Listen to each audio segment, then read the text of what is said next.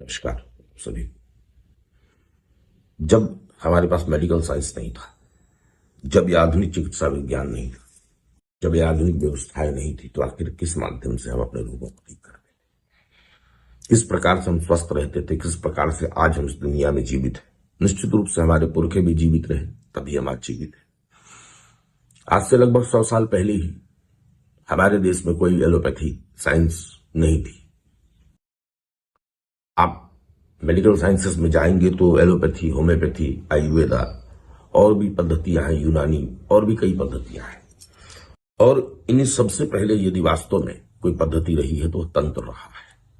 तंत्र हमारे जीवन में, तंत्र की चिकित्सा हमारे जीवन में, मंत्र चिकित्सा, मंत्रों के माध्यम से चिकित्सा, ये परंपरा हजारों वर्ष पुरानी है। हमारी सनातन परंपरा वास्तव में तांत्रिक परंपरा रही है। यदि हम अपने आप को सनातनी कहते हैं तो हमें शक्ति मार्गी होना आवश्यक होता है। सनातनी कभी भी भक्ति मार्गी नहीं रहे। सनातनी सदैव शक्ति मार्गी रहे, शक्ति की उपासना करने वाले रहे हैं, और शक्ति की उपासना के माध्यम से पूरे विश्व में सनातनियों का कभी कब्जा हुआ करता था। कालांतर में हम धीरे धीरे अपने ज्ञान को भूलते गए।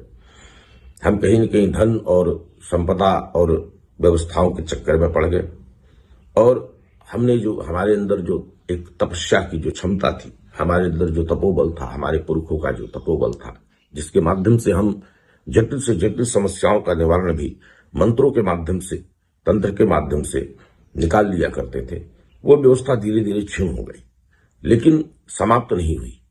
वर्तमान समय में भी तंत्र से और मंत्र से इस देश में ही नहीं, पूरे विश्व में बहुत से ऐसे साधक हैं जो इलाज कर रहे हैं, और 100% इलाज कर रहे हैं। मेडिकल साइंस के लिए चुनौती है, और मेडिकल साइंस इस चुनौती को कभी फाइट नहीं कर सकता, क्योंकि मेडिकल साइंस सिर्फ और सिर्फ वर्तमान में शरीर की बात करता है, स्थूल शरीर की बात करता है। लेकिन जब तंत्र कार्य करता है, जब बात करता है, तो 7 शरीरों की बात करता है। एक शरीर नहीं है, हमारे 7 शरीर हैं। मेडिकल साइंस भी इस चीज को मानता है कि स्किन के 7 लेयर्स हैं, और यही 7 लेयर्स 7 शरीर है।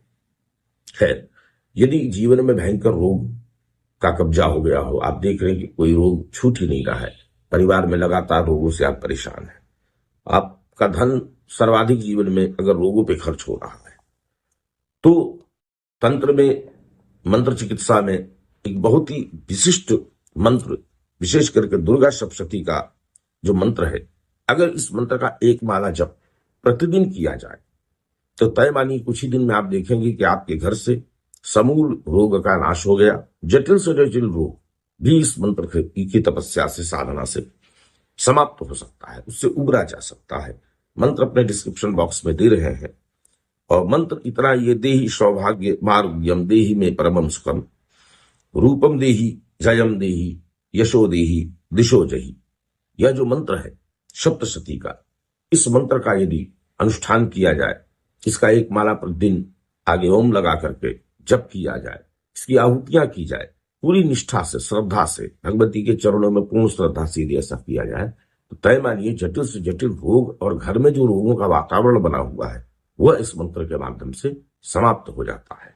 पूर्ण भरोसे और पूरे विश्वास के साथ जगदम्बा के चरणों में यदि इस मंत्र की आप स्तुति करते हैं, इस मंत्र का जप करते हैं, तो तय मानिए आपके जीवन में जटिल से जटिल रोगों का समाधान केवल इस मंत्र की शक्ति से हो सकता है।